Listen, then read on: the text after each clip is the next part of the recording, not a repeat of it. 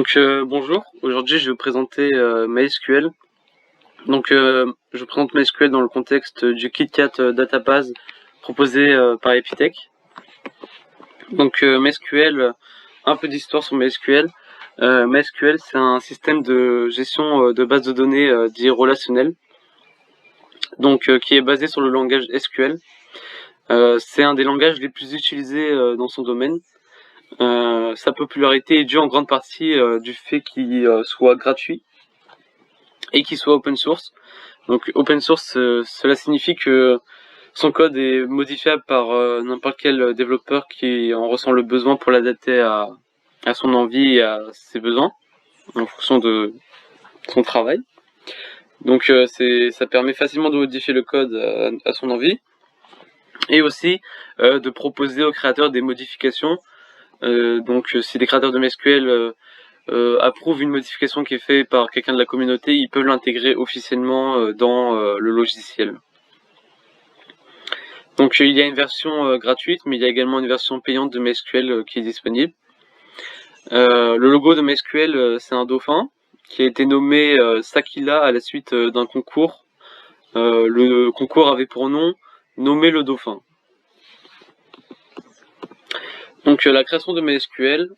En 1994, le développement de MySQL commence avec David Axmark et Michael Widenius au commencement. En 1995, la société MySQL AB est fondée. Elle est fondée par David Axmark, Michael Widenius et Alan Larson. En 1995, c'est là que la première version de MySQL voit le jour. En 2008, MySQL AB est racheté par Sun Microsystems pour $1 milliard. Et 2 années après, Oracle rachète Sun Microsystems, en 2010. À ce moment-là, Oracle dispose du coup de MySQL entre ses mains. Oracle, à ce moment-là, c'est un concurrent de MySQL.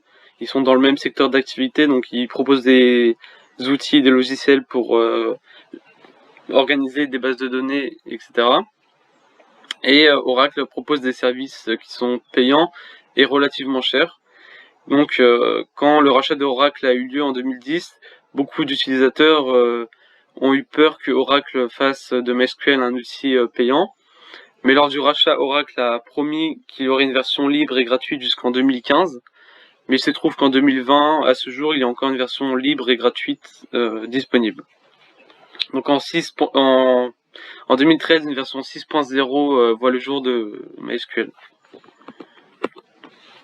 MySQL, pour conclure, c'est quoi? C'est un système de gestion de bases de données open source qui permet de stocker et gérer des données. C'est une base de données relationnelle. Cela veut dire que les données qui sont mises dans MySQL sont des données qui sont divisées en plusieurs zones de stockage séparées. On appelle ça des tables dans MySQL. Dans un exemple un peu plus concret, imaginons que nous avons un site commercial, nous avons des clients, nous avons des commandes. Les clients, ils ont diverses données. On a leur nom, leur adresse, leurs coordonnées. Nous avons des commandes qui ont diverses données aussi associées à cette commande. Nous avons le nom du produit, le prix du produit et le nom de l'acheteur, qui a passé la commande. Déjà avec des tables, on peut définir 2 grandes tables, une table commande et une table client. Imaginons que nous ne sommes pas organisés, que nous n'avons pas de table. On aurait divers problèmes devant nous. On aurait notamment des données qui sont différentes dans un même endroit, car les données qu'on doit collecter pour un client sont différentes que les données qu'on récupère lors d'une commande. Ça génère aussi des duplications de données, parce que chaque client dispose d'un nom et chaque commande a le nom d'un client. Au final, le fait de ne pas être organisé comme ça pose la question comment on peut relier de façon fiable les informations relatives aux commandes et les informations relatives aux clients. Pour résoudre ces problèmes, les bases de données relationnelles font très, très bien le travail. Elles font notamment très bien le travail grâce à ce qu'on appelle des clés. Donc au niveau du stockage, comme je vous disais, on a des tables et on a aussi du coup des clés qui permettent de retrouver certaines données dans d'autres tables. Donc par exemple, notre client, quand il crée son compte, on va lui associer une clé, et dans la table commande, lorsqu'une commande est faite, quand une commande, on verra telle commande a été faite par tel client, au niveau de cette commande, ça sera associé directement à la clé du client, ce qui permet ensuite de retrouver facilement toutes les commandes qui ont été faites par un client. Donc avec une simple requête à la database, on pourrait retrouver toutes les commandes qui ont été faites par ce client. Donc très bien, mais qui utilise MySQL aujourd'hui?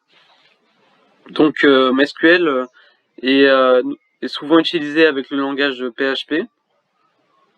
Donc ce couple-là est très utilisé.